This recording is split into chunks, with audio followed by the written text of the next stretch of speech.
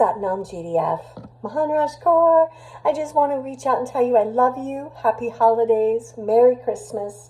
Tony and I have been busy healing with his mom, who is fighting and winning cancer. And we just have needed some time to be in Florida to help sort out how things could go.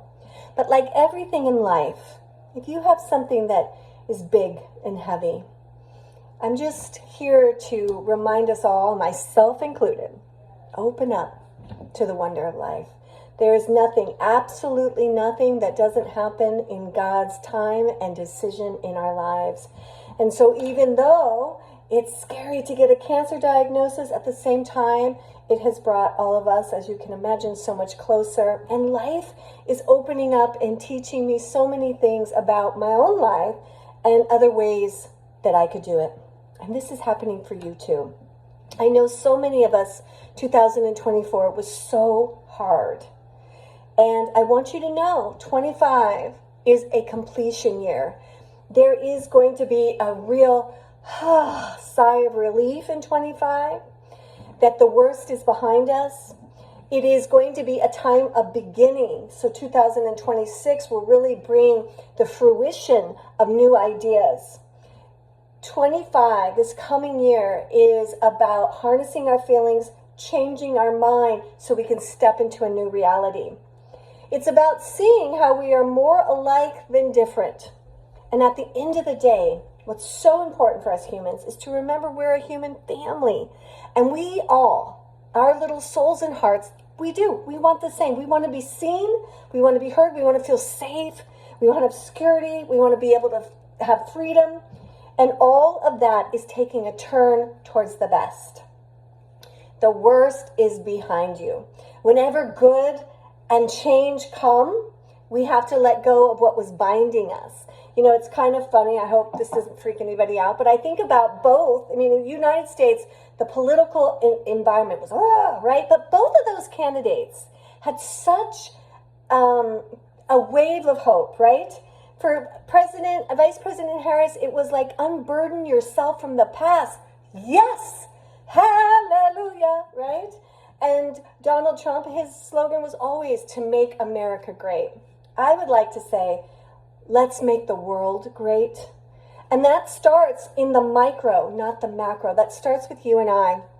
And I have so many wonderful things that have come into my life, wonderful modalities, wonderful truths, wonderful things I want to share with you at GDF. So next year is going to be juicy. It's going to be fun. I'm going to offer you what you've been asking for, an astrology course. I probably will get it going late January. But I will be back. So this week that is coming, I will teach my miracle course for all the ladies. I will be in studios if you want to come on Tuesday, but on Wednesday night, we're going to celebrate the winter solstice. Tony and I will be there, and we can't wait to love you up. It's just going to be a regular class. So just if you got a pass or you're a member, just come on in and let's just have a winter solstice. What is winter solstice? It really is the sweetness of the heart, the soul, the glimmer of this. Sometimes the soul can feel like the tiniest little light. But what winter solstice reminds us of is that when it's dark, then there's only this light. And this really is the light that Divine Ma and Pa gave us. It is a superpower. It is the light that guides us to love, to our healing, to the way home. And that's what we'll be using as the theme of winter solstice on Wednesday night, December 18th. So come at 6:30 and let's be together. Tony and I will take off for a while. I will be back on the 27th so I can teach 28th. I will be in the house on January 1st to kick off this new year, this completion year. So in Kundalini, the 9 is the subtle body. So this is a year about magic. It's about really believing in what you not necessarily can see. That is the super strength. We can't really see love, but we see the results of it. We can't really see love, but we can feel it right here. And we are going to be harnessing the unseeable to guide us to a new reality. That's what 2025 is all about, and that's what the class on New Year's Day will be about. We will get ourselves going in the right direction. I want to take this time also to address part of Kundalini's had a lot of ups and downs because of Yogi Bhajan. Yogi Bhajan has a history of being dogmatic and overbearing, and it affected women. And there's no sugarcoating that. But what I'd like to say, I do not excuse this behavior. I sure wish we would have said something and protected those that were in harm's way when he was doing it. That's when we do it. And I hope that in life, this is what we're learning. We got to speak up real time. So recently, a show came out called Breath of Fire. And there's a lot of elements to it, but basically it's about the bad behavior of Guru Jagat, and she was kind of a brat.